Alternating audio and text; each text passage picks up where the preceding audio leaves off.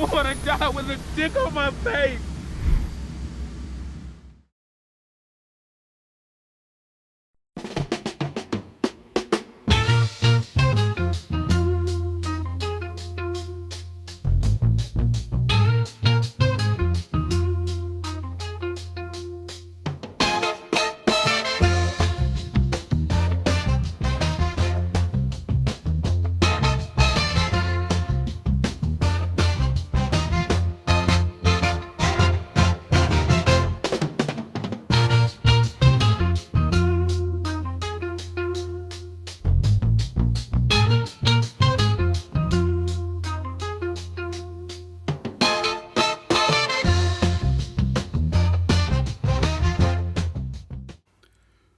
Hey guys, welcome back to the channel. My name is Jim, and I'm here to talk about a really cool knife. Let's get into this.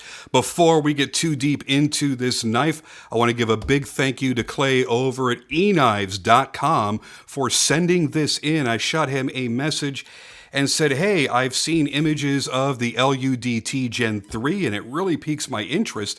Is there any way that I can borrow one from you just for a little bit so I can do a quick review?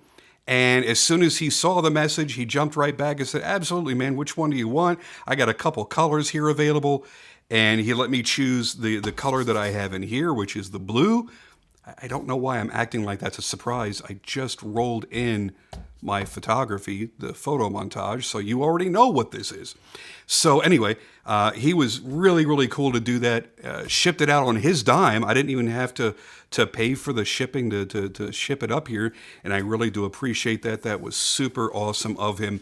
So let's get into it. And the reason why I wanted to get one of these in my hand is I have owned 2 LUDTs in the past. Now, that's not a lot considering this is a model that has its origins going back to mid-90s, I want to say, mid-1990s. Anyway, I had the Stormtrooper white drop point, and then I had one of Tony Marfione's custom LUDTs with a really sick, ridiculous grind. I want to say it had a mirror blade. It did. It had a mirror polished black DLC blade and one of his sick, really, really awesome compound grinds. And it was a really, really awesome knife. But at the time, I really wasn't doing a lot of small knives at that period. And I just kind of felt like, well, it's a little smaller than what I want. But when I saw the images of this new Gen 3, and I saw the new refinements, I saw this new thumb ramp, the new blade shape to it, I went, wow, there is something really cool about the look of that knife, and I really want to check one out. And me being the cheap bastard I am, I wasn't going to buy one because I know, as cool as it is, am I going to justify the expense by carrying it very often? It's unlikely. Well, I say that, but I've had this for about a week now, and unfortunately, as you guys have seen, I've been shotgunning out a bunch of videos to a few of my different channels, which, by the way, if you have not subscribed to all of my channels, please do so. They're in the description below. I just uploaded a watch review on my watch channel that I've not uploaded to in years, and that's on my Zen U1. Let's see, I've uploaded a bunch of flashlight videos and a few other knife videos, and unfortunately, I didn't get to this as quickly as I wanted to, so I'm sorry for that, but it's going to get dropped in the mail tomorrow. Okay, let's get down to it. Before I get too far, let's do this. I want to state a couple of things. One, there are people that have fallen under the assumption that because Microtech has made a couple of knives in collaboration with Reich Knife, that there's a mystery as to whether you're buying an American-made Microtech or if you're buying a Chinese-made Microtech. All of these are American-made. You will have the American-made logo on the packaging, and Tony's not going to risk his ungodly, I don't know, multi-million-dollar a year business to lie to people about the origins of the knives, because the ones that he has done with Reich have very clearly been advertised as made by Reich in China. Even the packaging is so wildly different, you cannot possibly mistake it. So I want to get that out of the way first and foremost. And I want to tell you also, do visit eknives.com, because not just for Microtech and Marfion Customs, but they get some of the most awesome knives from some of the best makers and some of the best production brands in the world. And they've always got good, fair prices. The customer service is absolutely top notch. I've known them for many, many years. I've always had great experiences. And to be honest with you, there's a lot of places to shop for knives, but there's only a very few where the people that are involved in that love the knives and the community as much as we collectors do. And eKnives is one of those places. All right, let's get into this. You're looking at a blade length of 3.45 inches. So yes, just a hair under 3.5 inches. Your cutting edge, after you remove the finger choil dimension, is 3.125 inches. Closed length, so handle length of 4.5 inches, 4.55 inches. Your overall length is 8 inches.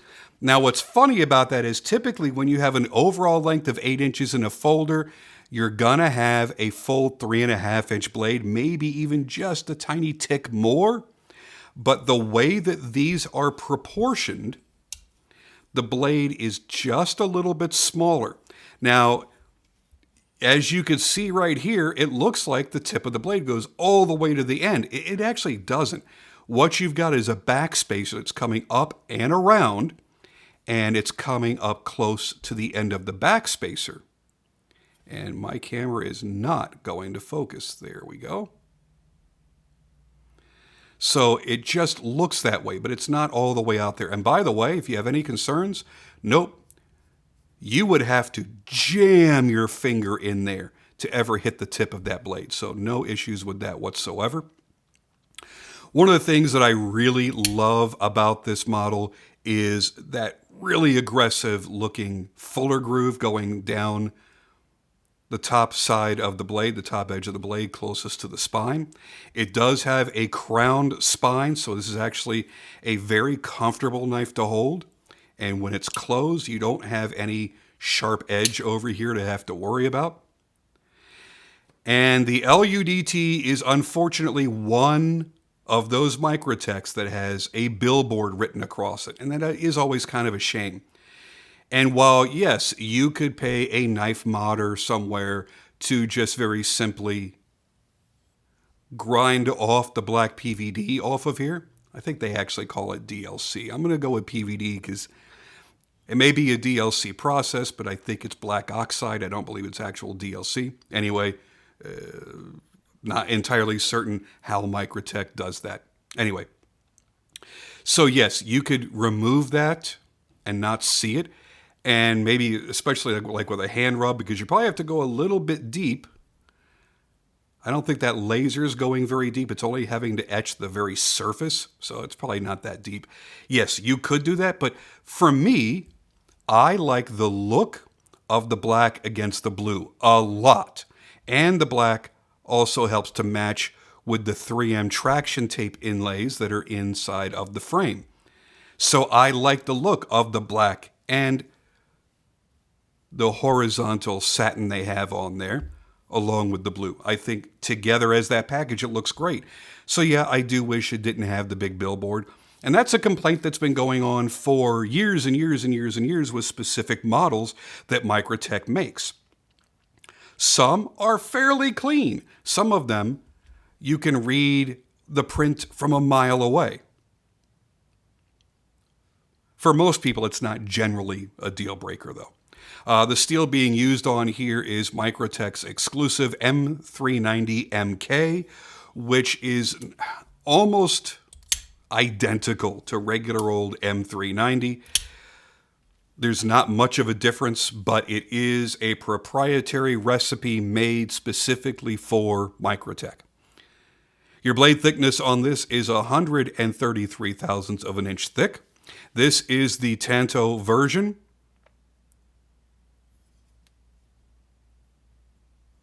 And being aluminum means it's going to be extremely lightweight, 3.46 ounces.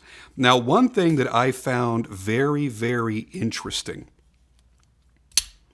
was this felt smoother to me in its action and stronger than any of the LUDTs that I had ever handled. It's almost Protech level strong. And I think it's because you've got 24 bearings around this pivot. So you've got this very strong spring action side opening automatic that happens to use bearings around the pivot as well. How to best demonstrate this? All right, so if I kind of weakly hold it, you could see how much torque this thing has. It really, really comes ripping out of there. Feels really, really good. There isn't anything about this knife that I don't like. As a matter of fact, gosh darn it. Now I'm considering maybe just sending Clayton money instead of the knife. Ugh. I hate when I do this to myself. This is the part of that obsession that you're telling yourself. It's like, I guess it's the same way if somebody's addicted to something. You're telling yourself, no, I shouldn't do this. I'm not going to do it. I'm okay to be around it because I'm not going to do it.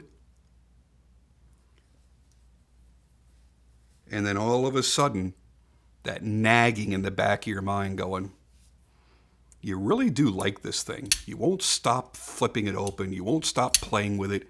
You like how it feels. You certainly love the new, more aggressive look to it. Do you really need that extra $300? See, and I have to stop justifying it to myself. Now, these range anywhere from $265 to $300 in places that I have seen. I unfortunately can't tell you exactly what eKnives is selling it for, only because it's obvious that Clayton actually pulled this out of his inventory when he shipped it to me, so he didn't accidentally oversell and sell this one while I had possession of it.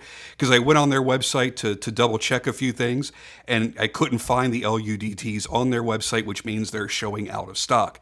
So I don't know if they're on the end toward 265 or on the end toward 300. It does vary and fluctuate depending on the dealer. So I would definitely tell you to check them out. If at any point you decide you want to buy an LUDT, if you decide you're going to become a member of the underwater demolition team, which I doubt anybody watching my video is going to, but hey, listen, you don't have to be to have a kick-ass knife like this.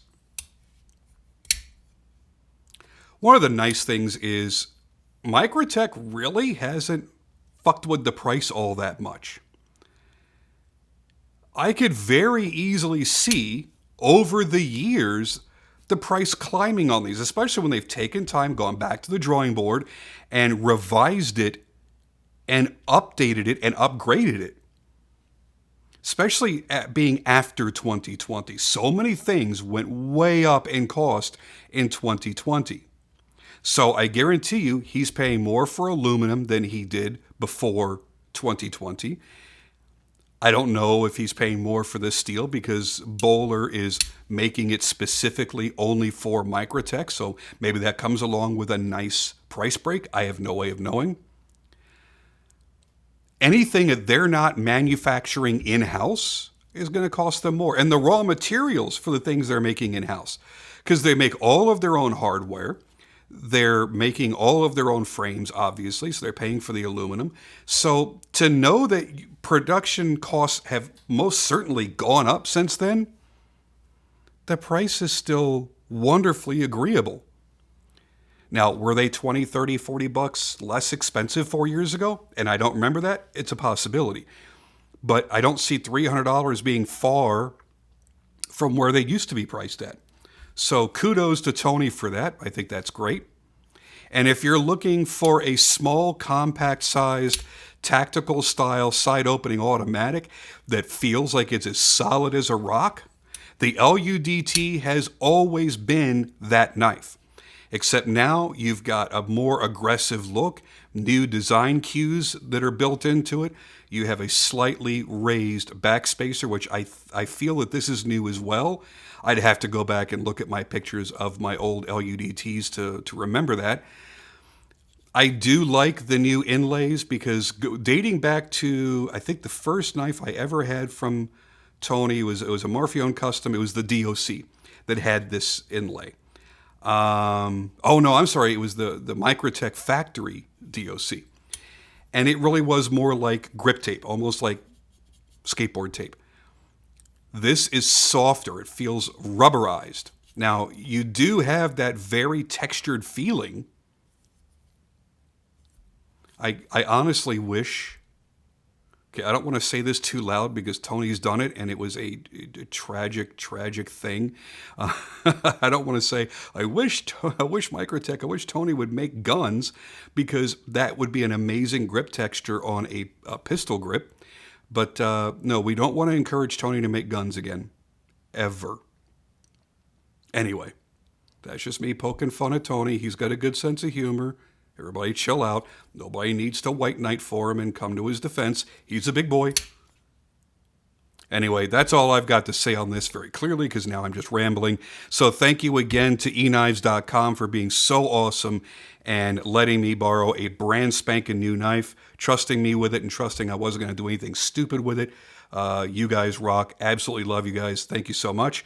And to you at home, thank you as well. Love you guys. Well, if you're subscribed, I love you. If you're just watching and not subscribing, anyway, I'll see you guys on the next video.